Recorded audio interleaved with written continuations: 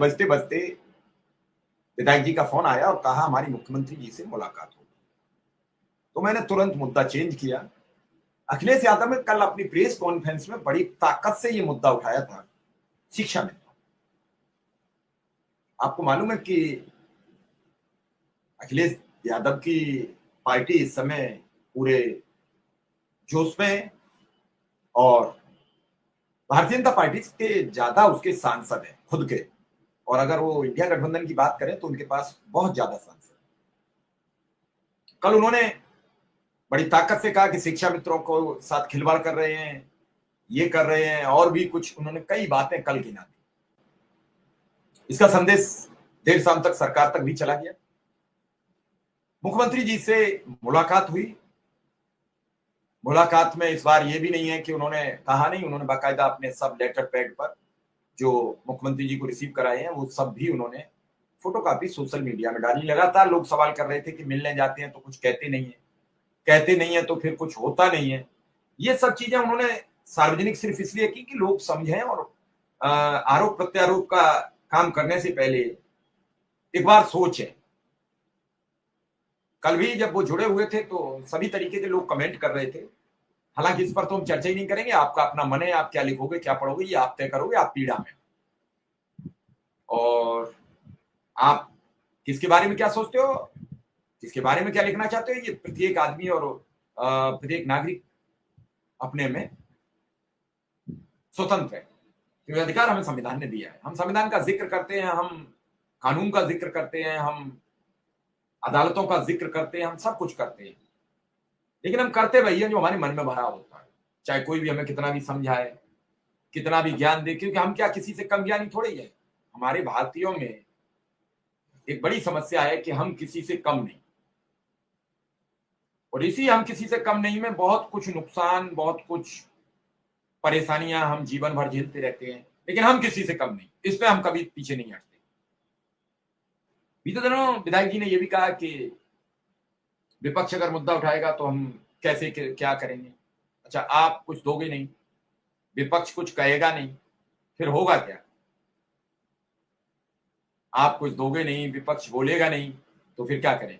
हम इसी पोजीशन में अपना जीवन नरक करते हैं, करते रहें? समस्या ये नहीं है, समस्या ये है हमारे घाव सहलाने की बजाय हमारा जो मवाद भरा पड़ा है उसे और दबाया जा रहा है। हमारा पूरा फोड़ा पका पड़ा है और उस पके फोड़े पे कोई आता है, नस्ता चुबो देता है, कोई कहते नहीं उसने नाखून मार दिया घाव में, अब तो हम बहुत बेचैन हैं।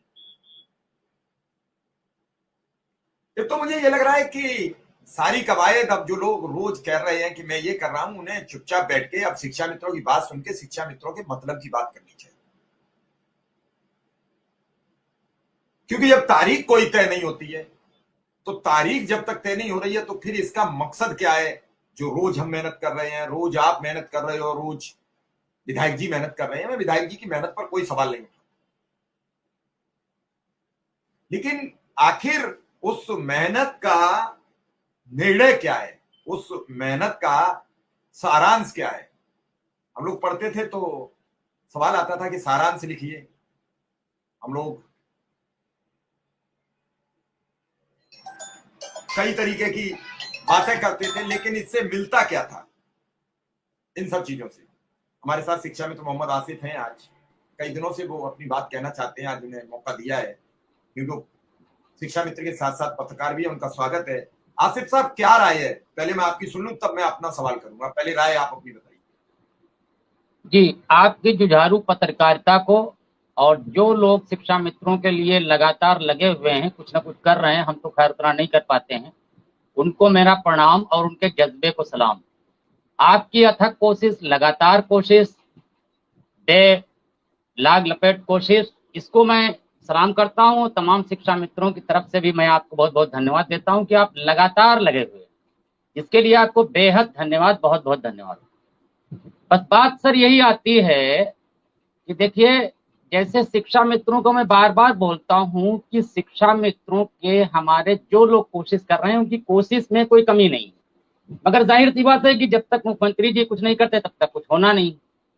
मगर अगर होना नहीं है और हो नहीं रहा है तो इस बात को एक्सेप्ट कर लेना चाहिए, मान लेना चाहिए, इसमें कोई बुराई नहीं है कि मैं कोशिश कर रहा हूं और मुख्यमंत्री जी हमारी बात नहीं सुन रहे हैं, इसमें कहने में कोई बुराई नहीं होनी चाहिए।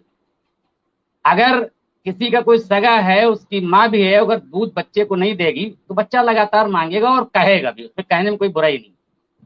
फिर बात आती है कि सर हमारी मांग या हमारी डिमांड या हमारी ख्वाहिशात क्या है। हमारी एक सूत्री ख्वाहिश है, वो शुरू से है कि हमारा मानदेय बढ़ा दिया जाए ताकि सर हम जीवित रह सकें, सरवाइव कर सकें। वो बात बार बार पीछे जाती है, बस दुख मुझे इसी बात का रहता है। अभी जैसे ट्रांसफर की बात है, अभी जैसे समर कैंप की बात है, मैं दोनों बातों पे बहुत बेबाक बोलना चाहता हूं कि ट्रांसफर शिक्षा मित्रों का संभव नहीं है। जिस हालत में शिक्षा मित्र जो कैडर बना हुआ है, उस कैडर को जब तक नहीं बदला जाएगा तब तक शिक्षा